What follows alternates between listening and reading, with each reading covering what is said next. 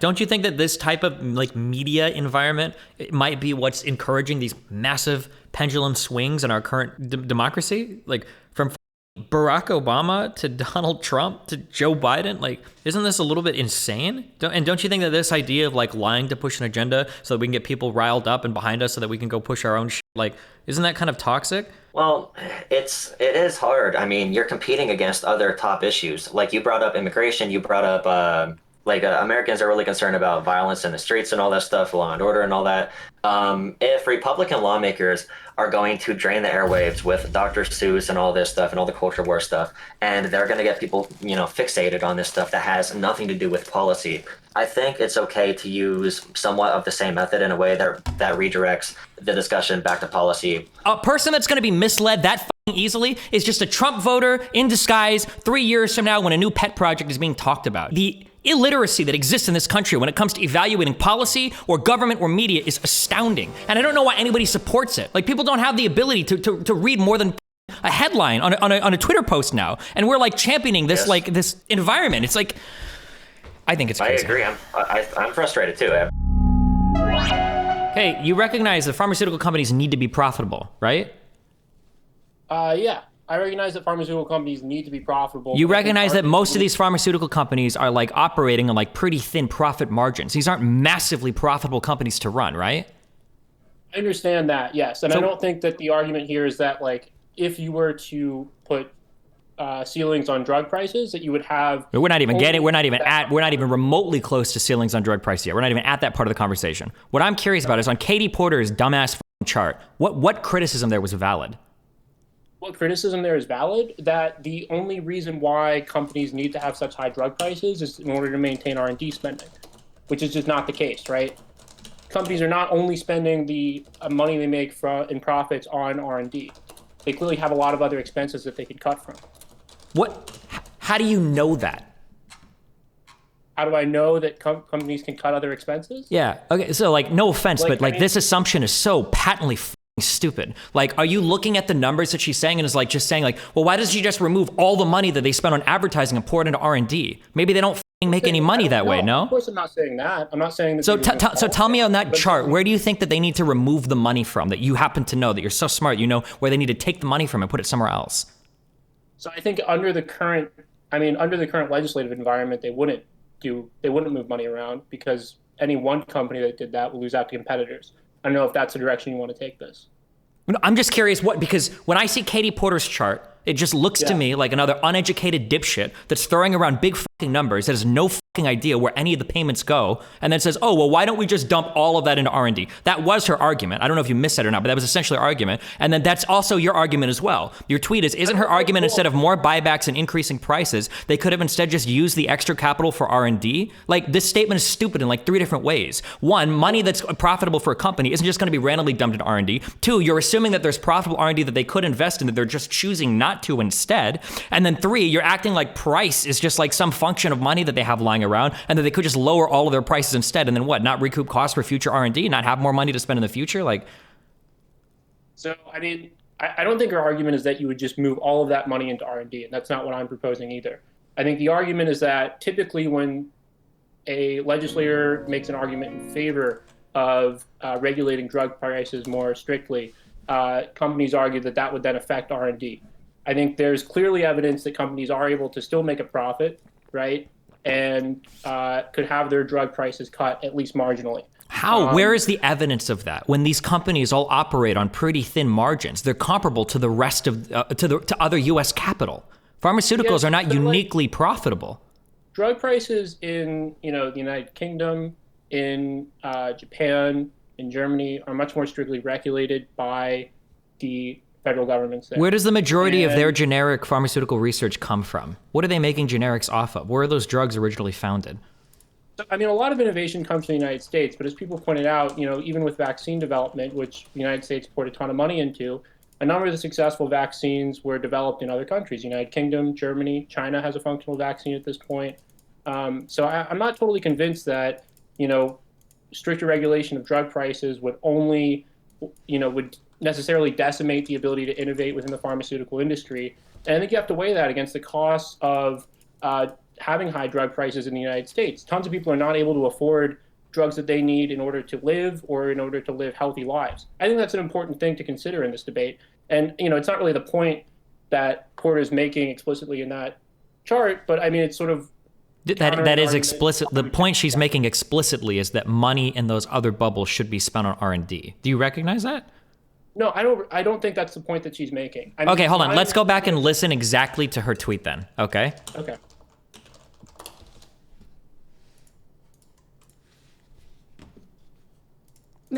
Okay, I'm starting at the very beginning. It's 2 minutes and 10 seconds. 3, 2, 1, go. Mr. Gonzalez, how much did AbbVie spend on litigation and settlements from 2013 to 2018? I don't have that number offhand. I won't be happy to give it to you. Okay, $1.6 billion, $2.45 billion on R&D, $1.6 billion in litigation and settlements. What about marketing and advertising? How much does AbbVie spend on that? Well, marketing and advertising, we spend about $4 billion a year. Yep, 4.7, $1 billion. How about executive compensation, 2013 to 2018? 2013 to 2018, it's probably on average about $60 million a year. Try 334 on for size. Now, how much did AbbVie spend on stock buybacks and stock buybacks and dividends to enrich your shareholders from 2013 to 2018? Well, stock buybacks, if you actually look at just pure stock buybacks, it would be about $13 billion. Stock buybacks and dividends is the question, sir. Dividends, I'd have to come back with a number for that over that period of time.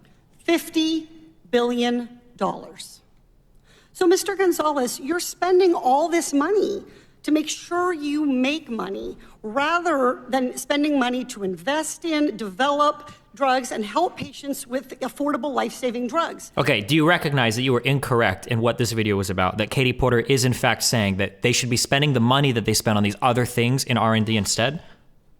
So I don't think that's what her argument is. And I can try to explain. Yeah, explain to me. So the way I understand it is situated within a larger debate about, whether or not we should regulate pharmaceutical drug prices. And typically the argument against that is that there would no longer be money available to invest in R&D if this were the case. And she's pointing out that there is significant money that she's not saying right now you should be investing in R&D, but that in the event of a lowering of drug prices, there would still be significant amounts of money that these companies are making in profit that is going towards other expenses that would still be available for R&D. Why would companies invest money if they're not going to make any money though? That investment just is gone. You understand that, right? So, I mean, I think in terms of regulating the pharmaceutical industry, okay, you not want to you keep just throwing this word out, regulating. I don't know what you mean by that. So be more specific. Do you mean artificially capping drug prices? Because if so, I'm going to say if you're artificially capping drug prices, now you're not making any money. All of them go out of business. Now you have no pharmaceuticals. Congratulations. What do you mean when you say regulating? So, I mean, you can set artificial caps on drug prices without it forcing companies out of business. Depends what you put those caps at, first of all. So what, you put them near where they're at already, or you put them lower on an industry that already makes like comparable returns to any other, like you realize that by capping this, they're either going to have to make up that cost somewhere else, or they're just going to cease to exist. Right. And I mean, I think the point of her chart is that you can make up some of those costs elsewhere. How? Where? What point is being made there? You think that these companies need to be spending this much on dividends and buybacks over a 5-year period? Do you think they're spending too much on dividends and buybacks? Do you think they're spending? Those are profit boosting. Those are, really great for shareholders, and their stock price wouldn't go up as much if they were not doing that as much. But they would not cease to exist as a company. How do you think these companies exist? We'll do some Finance 101. Yes, Finance 101. They make a profit. Yeah, there you go. So yes, you answered your own question. The stock buybacks and dividends are incredibly important because if these companies aren't profitable, nobody's going to invest in them. So these companies would not make as much of a profit. I agree with that. And that might actually reduce their overall R&D budget, which might be a cost to consider in this, right? We'd have a less innovative pharmaceutical industry. I'm willing to grant that. But it's not the case that they would have no ability to invest in R&D. You're just throwing out like the Vegas, like, well, if we just artificially cap their stuff, they'll be less profitable. And yeah, they're probably going to invest less in R&D, but not that much less, maybe. Like, you have no idea, right? If you start You know what? Fine. You know what? I don't know a ton about exactly what the best way to regulate the pharmaceutical industry. If I did, maybe I'd be, regulating the pharmaceutical industry. But my understanding is that this is a tremendous problem for a large number of people in the United States. Do you agree with that? Sure. But the problem that I have is that what do you suggest, I guess? Yes, okay, yes, this is what I love, okay? The problem that I have with blubbering dipshits like Katie Dumpf is that instead of talking about real solutions to drug issues in the United States, we get these dipshits that have these stupid fucking charts that everybody can jerk off on fucking Twitter while they cry about their student loans while they make $80,000 a year in their new jobs. This is the problem that I have. If you want to talk about like real solutions, there are some suggestions. So for instance, finder's fees on patents seem like a really cool idea. If you discover a new drug, the government literally just fucking pays you. Here's your, $10 billion for this drug. Congrats. The government owns the license to it, and now we distribute that drug at a greatly reduced cost because now it's owned by the government. Like, there's an idea in terms of how to deal with patents for how to do it. There are already programs that exist. It might be called the orphan drug program, where the government like highly incentivizes research into like more niche diseases, which the majority of pharmaceutical research has actually been dedicated to over the past 5 years. The like idea, and there's more we can talk about in that world, but these are ideas and suggestions and solutions that like, or giving Social Security, not Social Security, giving Medicare the ability to negotiate drug prices, something that uniquely Medicare doesn't have the ability to do. These are ideas that I think move us in a positive direction, rather than just Katie Porter coming up and be like, company evil, capitalism evil, you guys are evil, why do you spend so much money being profitable when you should just be dumping all of it into arbitrary R&D? And by the way, I don't know anything about pharmaceuticals or R&D. Like, do you understand how toxic this is? I just don't understand her argument in that light. I mean, that's just not... If you don't understand it, that's fine, but you are being bad faith disingenuous. Because she literally... You are. I'm telling you that you are. She literally, word for word, says what I said she said. We can go back and listen to it again. She says, why are you spending all this money on like advertising and stock buybacks when you could be spending it on R&D? She literally says that. You agree, though, that pharmaceutical companies would, if, they were more strictly... if they were not able to make as much of a profit because their drug prices were lower due to new legislation, that they are being disingenuous and bad faith when they say that would mean that they would have no money to invest in R&D, or that would substantially affect their ability to be innovative, when these companies are able to spend a lot of the money they make with the current high drug prices on other parts of their business that are, aimed at primarily generating profit. The pharmaceutical without any sort of production for the consumer. The pharmaceutical companies already spend a higher percentage of their revenue on R&D than any other industry in the United States, is my understanding. Number one. Number two, if you start cutting away from these, okay, number two, pharmaceuticals are not uniquely profitable, despite what leftist Twitter would have people believe. It's not like they're all, like, we can go, they're publicly traded. We can go and look at the 5-year, 10-year fucking market cap on a lot of these companies. They're not just massively growing. It's not like you have all of these companies that are year over year doubling their valuation because pharmaceuticals are so profitable. You've got a ton of new startups that go out of business. You've got a few that get lucky and make it. But like, if you look at any of the major pharmaceuticals, these like, compare them to fucking the tech industry. Jesus. The tech industry, I think, has been outpacing pharmaceuticals for the past 10 years easily. This is just off of like conventional, what I know of like stocks. I mean, industry wide, like, holy fuck. Like the idea that you can just start cutting away from any of these, and there wouldn't be like, I don't know if you start cutting away from advertising or marketing, maybe that severely impacts the amount of money they make. Maybe that then you do take out of the R&D. Or if you don't have stock buybacks or dividends and these aren't profitable, maybe people just stop buying pharmaceutical stocks. Fuck it, I'm gonna go and put my money into other business, and now they can't raise capital. Like, that's the problem that I have with these types of solutions, is that like, I don't think that these solve or help anything. It's just capitalism, big bank, big business bad. I think it's a little bit, I don't think it's quite just capitalism, big business bad, especially when, there is actually a substantial amount of opposition in Washington towards regulating the pharmaceutical industry more heavily and towards trying to bring drug prices down. And part of that opposition comes from the fact that the pharmaceutical industry does lobby it pretty heavily to prevent that from happening. And I understand that that's good for their profit margins, and that probably does contribute to them having more money that they can then use for R&D.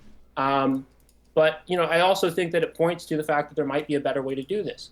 Maybe, this is something that really ought to just be nationalized. And I know this is something that you're maybe not going to be the biggest fan of, but, the amount of money being spent there that's part of the pharmaceutical industry that has absolutely nothing to do with research and development is pretty concerning for a industry that is really aimed to be providing a public good. Yeah, but they do provide public goods. In the United States. Like, we do get a lot of novel treatments out of these companies. Like, we do get a lot of R&D that's going into pretty niche diseases that other people aren't like paying much. Why do you think nationalizing this would help it? Because you would cut out a substantial portion of what is going into this industry that is being devoted towards purely the pursuit of profit and the competition with other businesses within the industry, and be able to devote money entirely towards research and development and the provision of drugs to people at an affordable rate, which is what I think the goal of this industry ought to be. I mean, there's, you can argue about whether or not that would be as efficient or as innovative, but this is an industry that's aimed, I think, pretty uniquely at providing a public good in ways that a lot of other businesses are not. And I think that in that, you might want to be a lot more concerned about the ability for people to access that good. Sure, and if you want to, and you know what, if you want to try to make possibly that argument, fine. This isn't the way to do it, though. Well, why not? I mean, I think this points at like the tremendous amount of, what I would argue waste that. No, it points at the tremendous misunderstanding of how any of this shit works. Like, assuming that, like, here is your assumption that you're running with, and I know you're going to tell me that it's not, but I know this is what you're thinking right now. Your thought is that if this was nationalized, all this money that we're wasting right now, all of this would just go into R&D. How much cool would that be? We've got $10 billion on the, I don't know how many's actually, but let's say we've got $10 billion here and only $1 billion is going to R&D. Well, if it was nationalized, $10 billion would go into R&D. But picking and choosing, like the winners and losers as a government is going to be way harder than letting private enterprise do it. Like choosing which drugs do you actually start doing research for. Not to mention the fact that it might even be worse that if it was nationalized, maybe we really truly only do see the most popular treatments getting research. Maybe we just do see like 95% of R&D now goes into developing new drugs for obesity and diabetes. Can you, I guess, follow that line of argument? Like, why wouldn't you just be able to provide, grant programs that target specific types of less well-known illnesses? Why would you not be able to use grant programs to pick and choose which things you research? You sort of have trials the way that you do now to ensure that drugs are effective. Because the problem is it's really hard to figure out which drug will work. And right now, until we fully switch to MMT, I guess, we don't have an infinite amount of money to just throw at research and development. So we use markets to allow private companies to find and determine through whatever discovery methods they use to think which drugs they think they can get through the phase 3 trials, the FDA approval process that will be profitable. And we let private industry figure out like, okay, well, we're going to pick and choose and experiment and research and figure out what drugs. I don't know how you would do that on the national level other than just, well, now we have infinite money to give to everybody. That also seems like it would be less likely to produce drugs that are aimed at less common diseases because you would have, a lower likelihood of finding something that would actually be profitable on the market if your, market is 10,000 people in the entire United States as opposed to 400,000, you're a lot less likely to pursue that line of research and development, are you not? But that's exactly what hasn't happened, though. I think the majority of the new drugs that have been approved recently are for more niche treatments. And the reason why is because the federal government provides like finder's fees. It's not finder's, there's a name for it. I think it's called the orphan drug programming, but it's generally for these more niche. Hold on one sec, real quick. This is published in 2021 from the CBO. I read this because somebody emailed me this stupid shit. Private spending on pharmaceutical R&D and the approval of new drugs have both increased markedly in recent years, resuming a decades-long trend that was interrupted in 2008 as generic versions of some top-selling drugs became available and as the 2007-2009 recession occurred. In particular, spending on drug R&D increased by nearly 50% between 2015 and 2019. Many of the drugs approved in recent years are high-priced specialty drugs for relatively small numbers of potential patients. By contrast, the top-selling drugs of the 1990s were lower-cost drugs with large patient populations. So the majority of the drugs that have been like produced recently are these more specialty drugs for like fewer patients. It's not just like people are like, oh, they don't want to find drugs for just a few people. They're just going to make the most money, blah, blah, blah. Like, the program you're pointing to, though, is a sort of federally funded program that's meant to encourage and incentivize private businesses to produce drugs they otherwise wouldn't produce, though, right? That's my understanding of your description of the orphan drug program. Yeah, it's basically like fees to reward people that find drugs that might not like be applicable to a ton of people. Well, so isn't that an instance of sort of government intervention in the market producing the better outcome in terms of providing a good that people need? Yeah, at no point in this conversation have I said there shouldn't be any government intervention. But you're the one that wants to say we should nationalize all of it. You're not talking government intervention at that point. You're talking about government ownership. Of course, government should guide the incentives that exist in the market. Of course. Okay. So, I mean, if you don't think nationalization is the answer, I mean, would you support a government intervention to, fix drug prices at certain levels so that people could afford them? As long as it doesn't impact or hamper the ability of these companies to make money, because it already seems like they're not that great at making money. These just aren't massively profitable companies to run. I could be wrong. I'm just curious. I haven't Googled it yet. who do you think stock price has increased more if we look over the past year? If you compare like Pfizer to Amazon? Pfizer just discovered, Amazon, but I don't, I don't really know. because Pfizer literally just discovered like the quickest, or invented the quickest fucking vaccine like of all time for like this mRNA shit. Pfizer's stock over the past year has increased by 11.7%, which isn't bad. 1 year, 10% is about what hopefully you'd expect. Amazon's has gone up 30%. Like, even if I look over 5 years, the 5-year increase on Amazon is 360%. On Pfizer, it's 25%.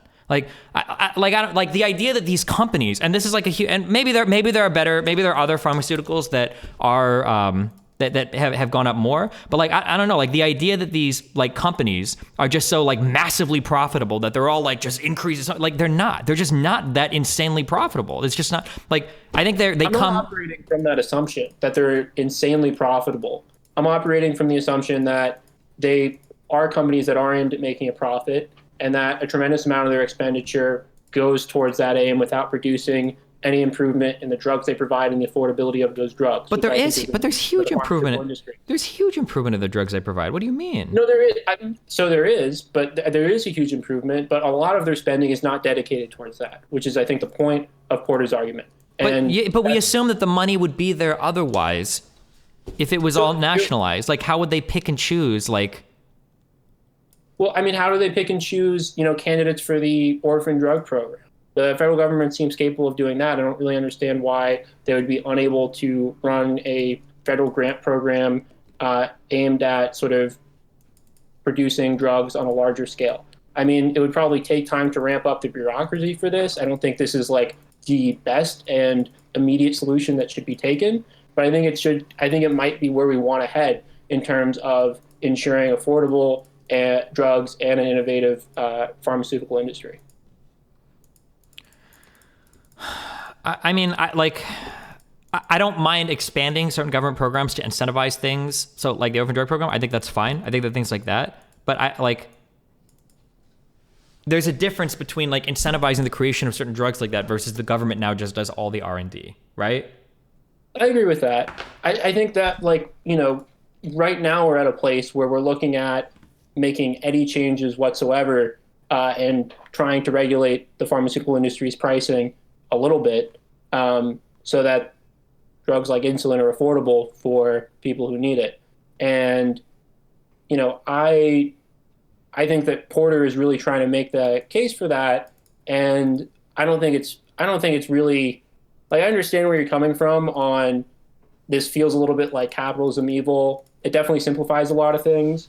But it also seems to me that almost every congressional hearing simplifies an issue, be given. My problem isn't the simplification of the issue. It's the villainization, vilification of like parts that don't help us get anywhere. Like just having people get mad at companies like, you spend money being profitable. Yeah, no fucking shit. It's a privately run firm. Like that would be like me arguing against Katie. Like, Katie, you're trying to say you're against global warming. I bet you eat food, you idiot, don't you? Don't you breathe air, you dumb like, wow, what a hit. Like, yeah, well, no fucking shit. She's a human fucking being. Like, when you have a free market, why the fuck, or when you have a capitalist market with private ownership, why would you sit there and say, like, you make money? Yeah, of course. Now, if Katie could have come up and said, like, the profits of pharmaceutical industries are, even when adjusted for risk, exceed that of every other comparable industry in the US. You guys are turning over massive profitable numbers. If she would have had arguments like that, then it's like,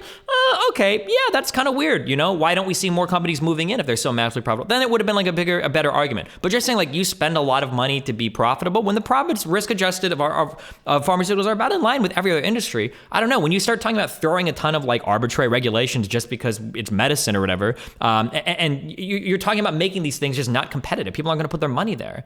I feel like we're going in circles. Go. You can get the final word. Go for it. No, yeah, I understand what you're saying there. I think, it's not just entirely about the vilification of the industry, though. I think it's partially also, you got to think about this as a response to what the industry's defense for its pricing is. And, when you say that your defense is, all of our money is being spent on R&D, I think it invites a response that says, actually, you're spending a ton of money on a lot of other parts of your business. And this R&D defense is really not something that holds water. Well, and it's the I think R&D and the defense to keep it profitable. Like your business has to be profitable, or you don't. Like but that's not what the pharmaceutical industry say, right? They don't. The defense for high drug prices is not, we need to make a profit. It's that, this produces high levels of innovation through our investments in R&D, and any sort of reduction would impact our ability to get into R&D. And it's true that would, because they would need to, they still do need to make a profit, but I think they're dishonest about the degree to which their investments go towards making a profit versus go towards research and development. And I mean, I think this really brings me in. This is why I think I support the nationalization of this industry, because you're not going to you're going to run into this problem when you're spending this much on trying to make a profit in an industry that's aimed at providing public good, and to which there's real human cost to not providing affordable drugs. Okay. Anything else? Or I think we're good. We're good. It was fun talking to you, man. Love you, buddy. Have fun. Bye. Stay well. Fuck, this guy wasn't even the guy that made the fucking video. I'm seeing if this is the same one that was emailed to me.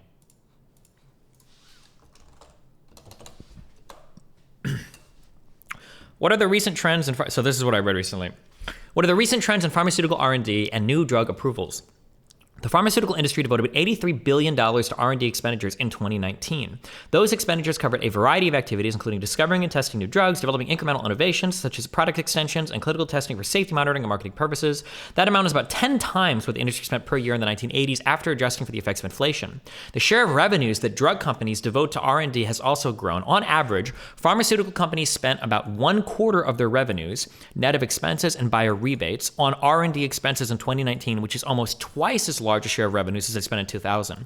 That revenue share is larger than that for other knowledge-based industries, such as semiconductors, technology hardware, and software. Mr. Gonzalez. I wonder if I've never even checked the numbers that she gives in this video too. I'm kind of curious. Settlements from 2013 to 2018. I wonder what this means when she says like litigations from 2013 to 2018. Like, are you implying that if it was the government, there would be nobody suing, or what? Like, I wonder what that means. Like, are you assuming that money just... I don't have that number offhand. I won't be happy to give it to you. Okay, $1.6 billion, $2.45 billion on R&D, $1.6 billion in litigation and settlements. What about marketing and advertising? How much does AbbVie spend on that? Well, marketing and advertising, we spend about $4 billion a year. Yep, 4.7, $1 billion. Also, I wonder why did she use like, you spent this is a 5-year, 6-year, this is a 6-year time span, 2013 to 2018. 18. Why did she use a 6-year time span for that? And then like 1 year, but... 1 billion. How about executive compensation, 2013 to 2018? Oh, and then another 6-year time span. Why? 2013 to 2018, it's probably on average about $60 million a year. Try 334 on for size. Now, how much did AbbVie spend on stock buybacks and stock buybacks and dividends to enrich your shareholders from 2013 to 2018?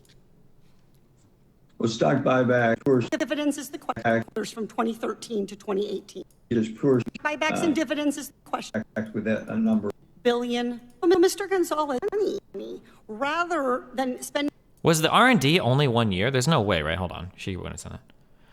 The CEO was right. He says 60 million a year, and she says 330 million for 6 years. Oh, nice. Mr. Gonzalez, how much did AbbVie spend on litigation? Oh, no. Oh, wait. And settlements. What is this? I wonder what this R&D must be over 6 years, right? I would hope so. AbbVie was founded in 2013. Oh, gotcha. Okay. So it must be their lifetime spending. Damn, a new company. Drugs and help patients with affordable life-saving drugs. You lie to patients when you charge them twice as much for an unimproved drug? Can you show that? What is she talking about? Drug. And then you lie to policymakers when you tell us that R&D justifies those price increases. The big pharma fairy tale is one of groundbreaking R&D that justifies astronomical prices. But the pharma reality is that you spend most of your company's money making money. Hello. All right, what's up? All right, so what's up to your chat? I'm Jolah. I was here before talking about rural politics. So, yeah, it's pretty obvious that we do agree on the actual policy implications here. When the TCJA did happen in 2017, companies were already over-investing in R&D. That is true. It was a dumb policy.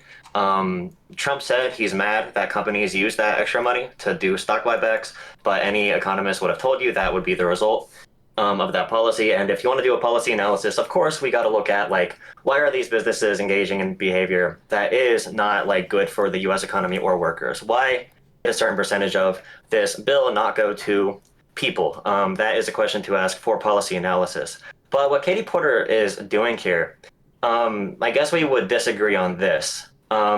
You seem to want to go, like, super precise on the policy in her messaging strategy. So do you think she's being, like, dishonest here? Or Yes. do you think she, my like, problem actually... isn't about being super precise. My problem is aiming your attacks at the right spot. And basically coming out and giving a big woke chart on how evil businesses are is just the stupidest fucking possible way to come and try and get anybody, like, on board with making any reasonable changes. All you get are just a bunch of incest dipshit sheep that are saying, like, oh, well, big business bad, I guess. They're evil. They lie to people. They're wasting money when they, like, that's all her chart accomplishes. It doesn't start any good conversation about this.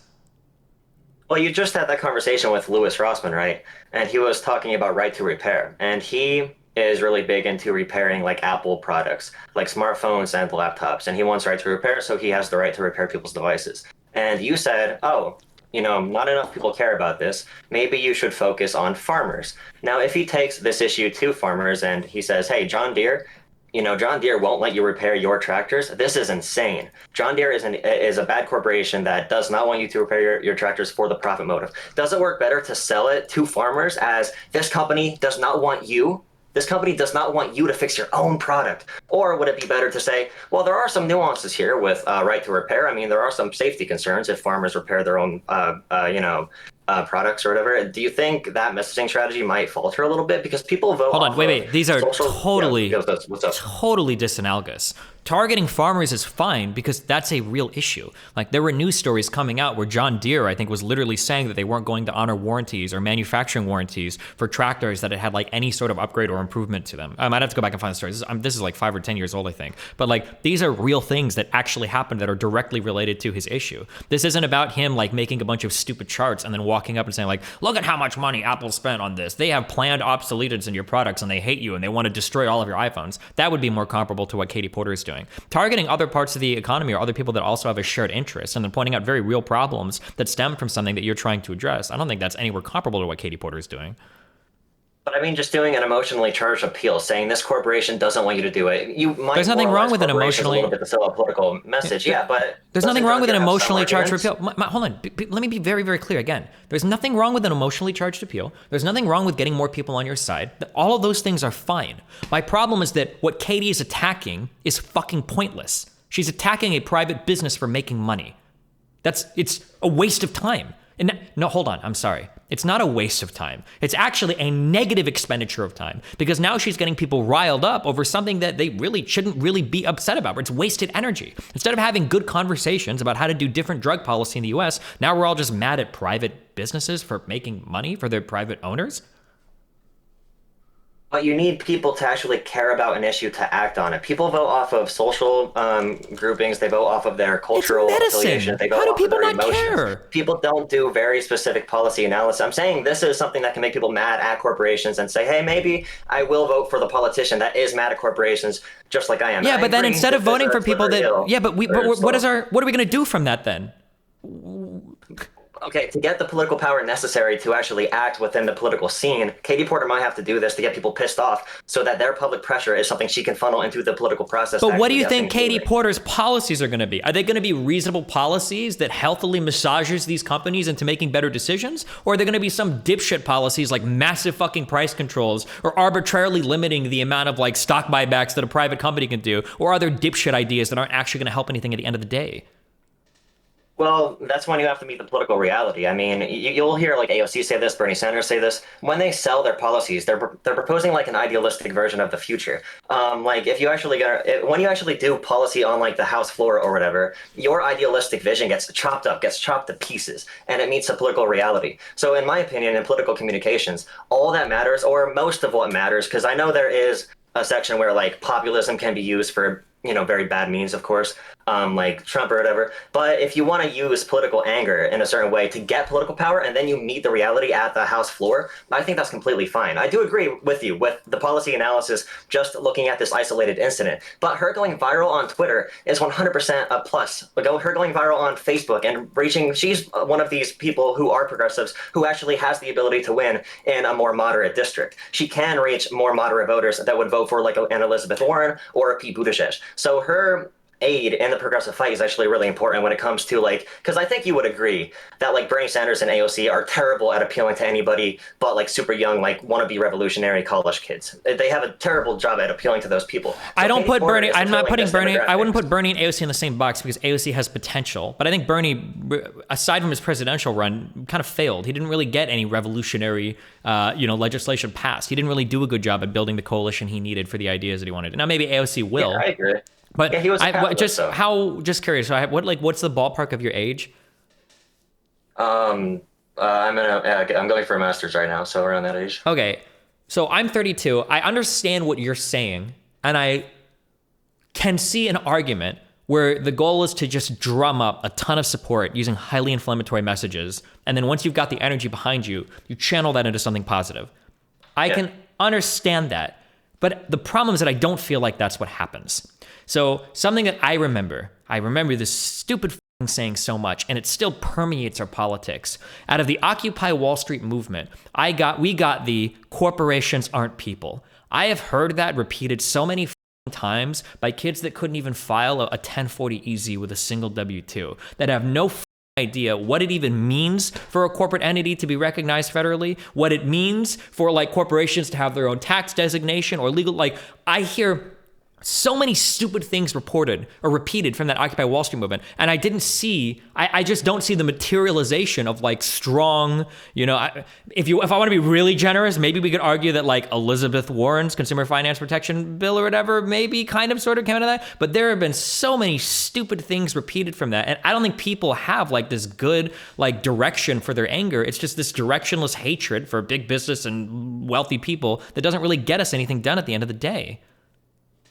Well, when I look at, you brought up how AOC still has potential to grow. Would you agree that she like started her political career a lot more inflammatory than she is now? Absolutely. It seems like she kind of figured her way out a little bit. Mm-hmm. Yeah, so you'll see her.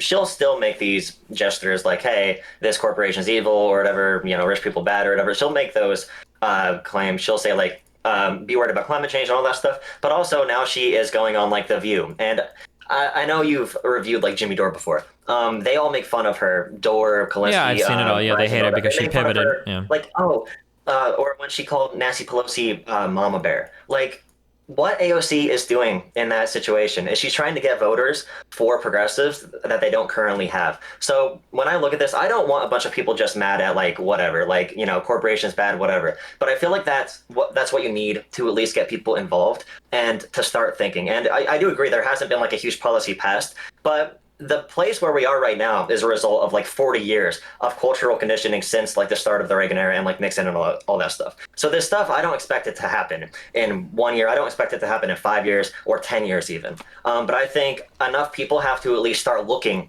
at the problem to find better solutions. Because that's how I was. I was a typical like Bernie bro, like Kyle Kulinski, Jimmy Dore, right? Or whatever, like 2 years ago. That got me into politics. But then I, once I started actually learning about the political process, then things started to look up a little bit. So like I said, I agree with what you're saying about the policies. I want it to come through in a good way. But before that ever happens, I mean, these politicians need some type of ammunition. And they did take this big pledge, I'm not going to take corporate donations. So right there, they're taking a huge loss. So they need to make up for that loss in political power that they're not getting from corporations somewhere else. So you get frustrated about this a lot, but do you see that logic a little bit since they're losing in one area? And also they're not good with Bernie Sanders stuck with Washington connections. I mean, like, what So if you need to- what if yeah. these people start losing all of their support? Like, look at how much of the left now. I don't know if I don't think she'll lose in her district, but at least online, like AOC has lost a healthy chunk of support, at least for more popular people. Like, I've even seen that Brianna Joy criticize her. Obviously, Jimmy Dore and Kolinsky have been incredibly harsh on her. Like, what if now when they try to make that more moderate bend, now they're fucked. Now they've become less radical. Less radical. Well, I don't care about appealing to them. I mean, those were good spokespeople to just like be really like Brianna Joy Gray was really good when she was told about like what communication she was supposed to be doing on her own. She's kind of terrible. Obviously, we all know that. But like these people they don't. To be frank, they don't mean anything. I mean, young people don't vote that much. Old people are really all that matters. If we can get enough young people caring about these issues, and then we can have. So we have Bernie Sanders screaming about corporations bad. I almost said concerts. His rallies looked like rock concerts. They had music playing. All the young people came up. They were all the people my age. So all then the what children. so what the fuck was the point of any of this then? But Is getting a whole bunch of people on your side that aren't going to vote anyway?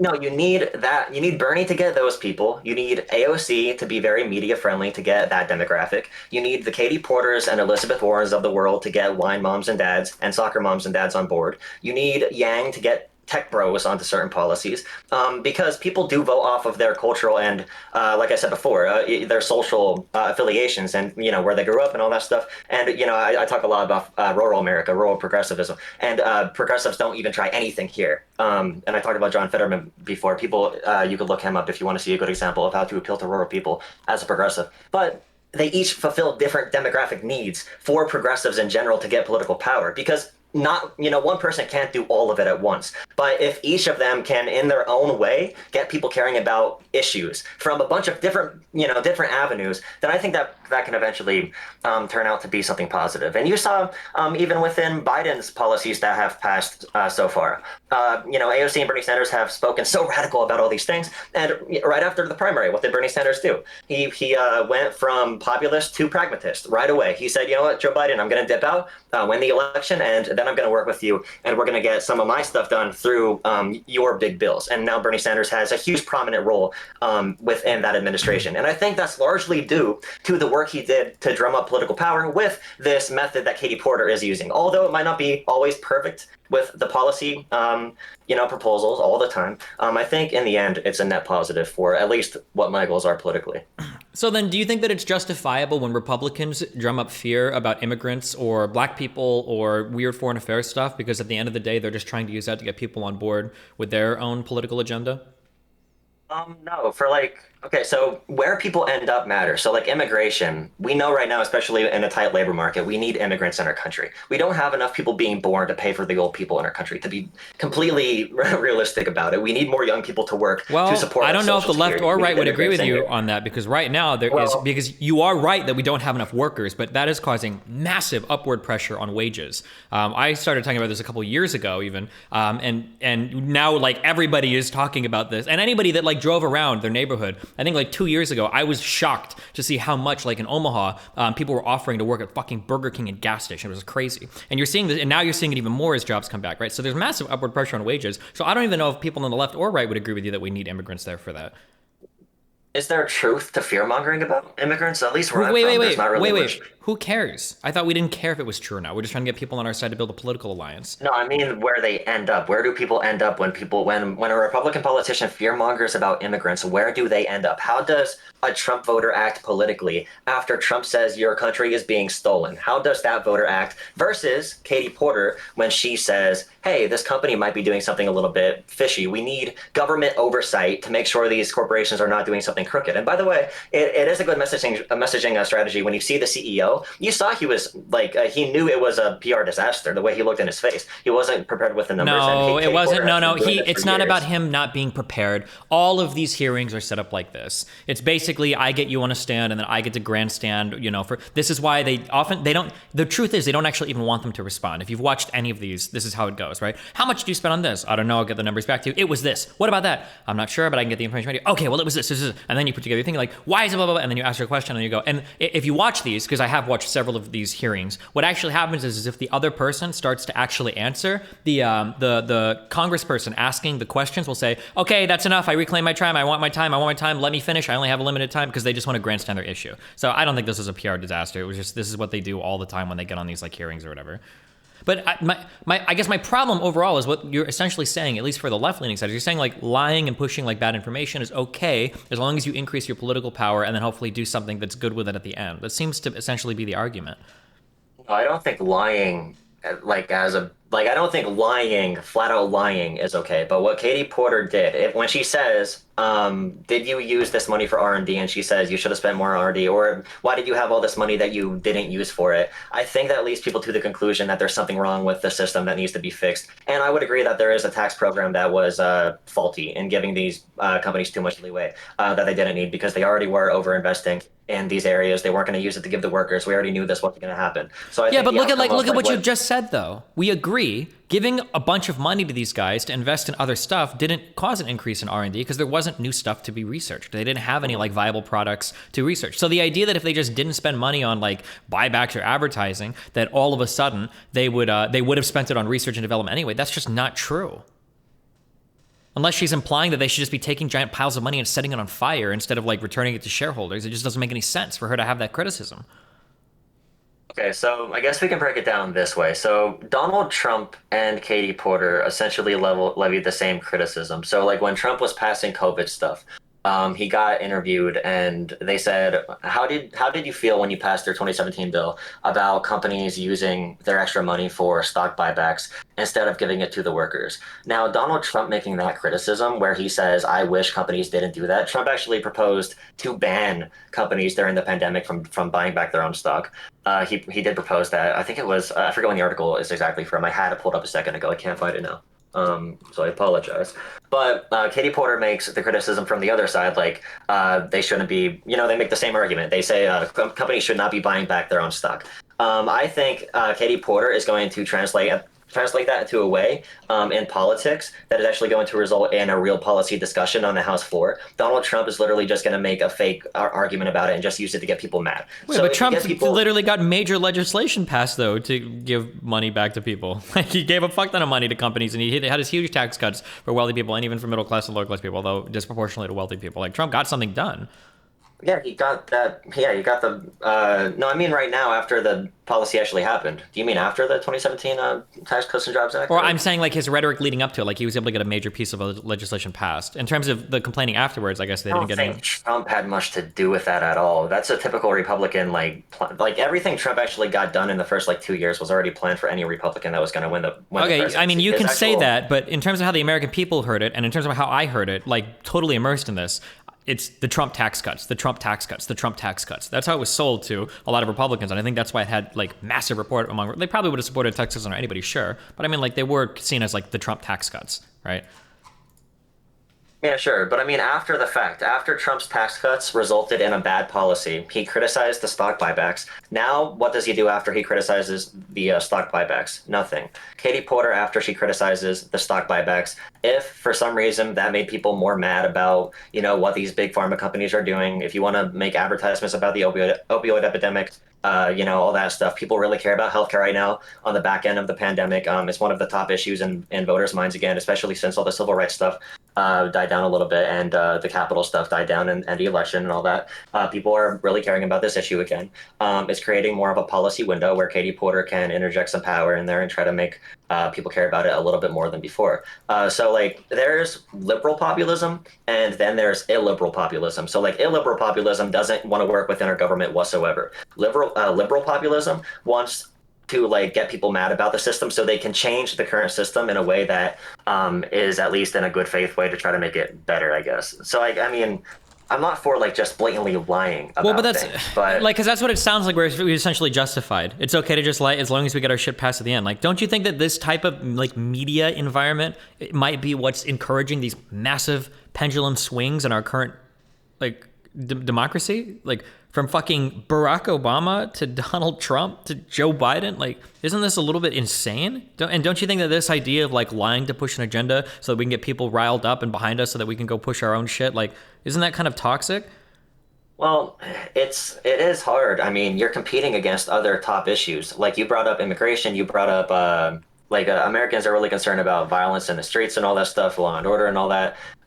If Republican lawmakers are going to drain the airwaves with Dr. Seuss and all this stuff and all the culture war stuff, and they're going to get people, fixated on this stuff that has nothing to do with policy, I think it's okay to use somewhat of the same method in a way that redirects the discussion back to policy in some way, because you are competing for hearts and minds at that point. And if you want to come out with a very bland approach to this argument, then you might just not even get your chance to make an argument, in a place that actually matters. If you want to make a really specific argument about about the truth of what the policy probably needs to be, the policy outcomes aren't going to sell. I mean, the policy proposals that are going to be idealistic, they're going to be idealistic, of course, but those things are going to get people motivated to vote in politicians who actually want to do something about it. If I had a majority of Katie Porters in Congress, I feel like they'd be having a much better discussion than Katie Porter doing her usual media run, because that's really what that is. Get the pharmaceutical guy up there, yell at him a little bit, get your board out, make it What visual. policies does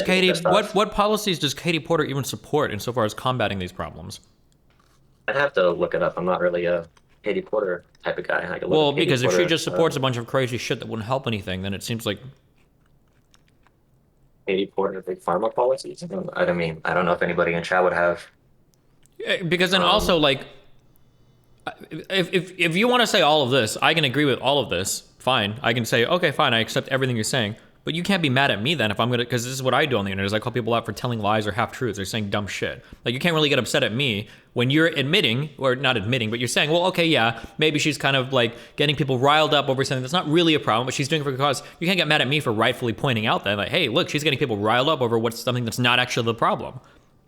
Calling her an idiot for being pragmatic in this situation, I don't think is really is correct. I don't think that is correct. I know you're being inflammatory, of course, but calling her dumb, that's what you're supposed to do in that position.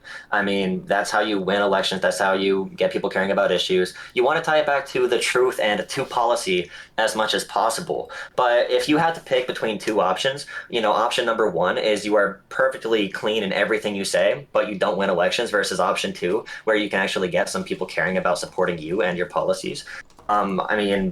Then in that case, then our fucking whole democracy is just fucked, and I don't give a fuck anyway. It is. No, because you're literally saying that we can't do anything if we don't get on TV and get some dipshit to make some stupid graph and lie out your fucking ass about things in order to Jesus fuck. We're so fucked at that point then. It is. I agree. American democracy and democracy in as a whole is largely a performance. It does suck, but it is a performance. You have to get up on stage. You have to have the ability to rule a crowd. You have to be an Obama. You have to be a Bernie Sanders. You have to be somebody who can be motivational.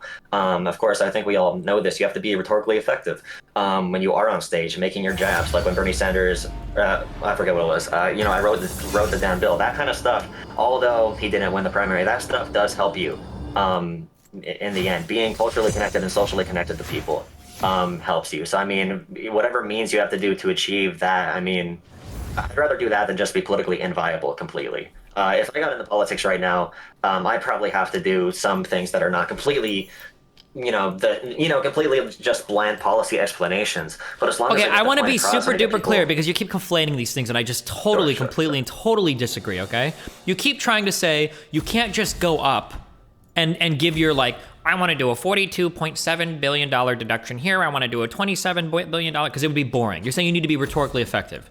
I agree with you.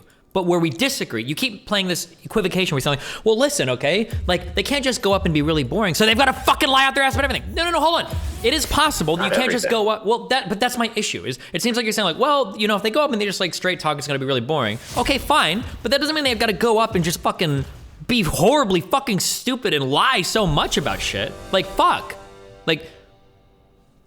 Why can't we can be energetic and exciting, entertaining and blah blah blah, but we don't. It doesn't mean we have to just misrepresent everything and be oh well, you spent a lot of money returning money to shareholders. Isn't that really evil? No, what a fucking stupid fucking thing to say.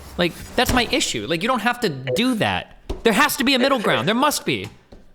Okay, if you were Katie Porter in a situation and you're okay, I need to make people care about this issue right now. I need some type of media campaign that people are going to see and also care about. How would you have phrased, the issues with what pharmaceutical companies are doing with their. I wouldn't be talking to pharmaceutical companies. I wouldn't waste my fucking time because private firms are not the caretakers of U.S. citizens. I would be having discussions in, I don't know what, in committees or having some sort of No, but call. you need political power. You need people to support you, though. I mean, that's. She's not already an people to elected support you. official. She already has support. What do you mean? No, but you need support for policies to actually get them. Yeah, so now she needs to go politicians. around. She needs to go talk to fucking Pelosi. She needs to get her fucking committee active. I don't know if she's sitting on any committees right now. She needs to talk to other Congress people, or I don't know, where she can go on Twitter, or I don't know. In your world, maybe what you're. Joe Biden in Joe Manchin. What you're saying. What you're saying. Go to people if your policy's not popular enough. Well, if what you're saying is true, then at that point I don't give a fuck anyway. I don't care if Americans die because of dumb fucking shit in a video game or whatever. Like, if your argument is literally, everybody is so fucking stupid, we have no ability to have real conversations about this anymore without just going up and grandstanding the fuck on stage, and we have to hope that even though they're lying and saying a bunch of really dumb shit, hopefully, once they've gotten the support of all the people that bought into those lies and dumb shit, they're gonna be content with them doing a total 90-degree swerve into a more pragmatic policy. I reject that wholesale, okay? I would be fucking communist or fascist or anarcho, whatever, before whatever fucked up version of democracy you subscribe to. I would completely piece the fuck out of that. Like, oh my God.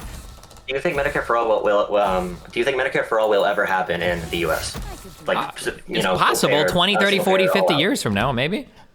I don't think Medicare for All will ever be done as is. I think that Medicare for All is a vehicle that is very idealistic, that gets people caring about universal health care.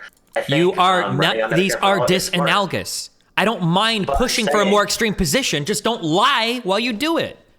If you don't think Medicare for All is possible, if you don't think these things are possible to do, but they're going to lead you to a better overall end policy, like the Green New Deal isn't logistically possible to do, within. No, you're fundamentally not understanding the difference between lying versus like a half measure. Like, I want to be able to deadlift 800 pounds. I'm probably never going to be able to do it, but I can still go to the gym and get a higher deadlift. But if I want to deadlift 800 pounds and I go to the gym and I just start doing a bunch of pull-ups, you're saying that those two things are the same thing. Those aren't the same thing. One will move you closer to the goal, even if your end goal is more extreme. The other does fuck all for you. It does nothing. Do you understand? That's what I'm saying. You can have a goal that you'll never reach, but you have that position, you constantly push towards it. Just because you're doing that doesn't mean that everything along the way becomes permissible. It doesn't mean that you can now do and say whatever the fuck you want just because your end goal might be unattainable. You might not be able to get there. These are two totally different strategies. You keep saying they're the same thing, but they're not. If she was popping out there and literally saying like pharmaceutical companies are personally killing, like if they, that's what she's saying. She said that actually. She literally said you're lying to patients, you're overcharging them for drugs, you could put more money into R&D, but you're busy lining your pockets. We can watch the clip if you want. I've watched it like 4 times now. That's literally what she said. So, okay, so we went past this issue, or this point a little bit. When I said about how American democracy and democracy in general is often a performance, and you might need to do that to get political power, and you said she should go talk to like Pelosi and get the committees together and talk about these policies. But in order to get to that stage, you need to drum up support for the policy. And when I asked you to, say like what is your media strategy to get people caring about pharmaceutical prices enough, to get people caring enough to actually pressure politicians to change something, you had no strategy for that. Okay, so, you asked me about passing legislation. I didn't know you meant in the public eye. And first of all, you're putting me on the spot. I'm not a fucking congressperson that gets paid to sit around all day and drum up support for a bill. So I don't know, if you give me some time to think about it, I maybe could think about it, but there's probably like a million fucking things. If you're talking about just drumming up support, I don't know, fucking do a fucking documentary, or do a fucking YouTube series, or do a fucking Twitter series where you go and interview or talk to people that are like disaffected by medicine. These people can't afford this. This is what it looks like in other countries. I don't know, there's like a million other ways you can approach that. If you want to sit down with me in an hour, we can literally come up with like 20 different ideas and start flushing them out in terms of things that you could do to drum up support for whatever you want to do for pharmaceutical pricing. And none of the things I would suggest would involve, let's blatantly fucking lie about the structure of corporations in America in order to get people on our side. Okay, I mean, I'd love to see what your approach would be. I think for her constituents, I think that is the effective thing to do, or at least this is her thing to do that she's good at. Then f*** them, dude. I don't care about her constituents or anybody in this dumb country, because a person that's going to be misled that easily is just a Trump voter in disguise 3 years from now when a new pet project is being talked about. The illiteracy that exists in this country when it comes to evaluating policy or government or media is astounding. And I don't know why anybody supports it. Like, people don't have the ability to read more than a headline on a Twitter post now. And we're like championing this, this environment. It's like, I think it's crazy. I agree. I'm frustrated too. It pisses me off too, dude. Like, people don't want to look at actual policy discussions. I mean, it's just, like I said, my position is I need to play in this game to make sure other people don't take control and, you know, void any possibility of any policy passing whatsoever. Like, this Republican Party isn't even talking about policy whatsoever. So if it takes Katie Porter going up and saying corporations are morally evil, although we know corporations are largely amoral in these systems, if it takes that, if it takes making sure other people don't take control that are going to totally screw the entire system, I'm okay with that personally. Keep in mind also that this is resting on a massive unproved assumption that once they've drummed up support, those same people will support them. It requires two assumptions. One is that they actually do want to make moderate, reasonable changes that will help. That's the first big assumption you're making that we have no proof for. And the second is that people will continue to support them through those moderate changes after they completely and totally 180 on the more radical shit they were talking about. Those are two hugely unfounded assumptions that you're resting that argument on as well. Sure. I mean, you agree that Americans don't really pay attention to things. Well, some of the largest things to get people voting in certain directions are like celebrity endorsements. So it is hard to balance like what can we do in certain areas to drum up support, where and how. Yeah, so I guess. How's life going? I love you, buddy. You know that, right? Yeah, this was a fun discussion. I like these policy discussions. If anybody wants to check out my channel, I'm Jolah on YouTube, Jolah. I focus on rural progressivism. I agree with Big D over here on most things, but you know, we got to fight a little bit in this political arena. All Love right, you, man. Stay safe, Have be a good careful, one. okay? Have fun, bye.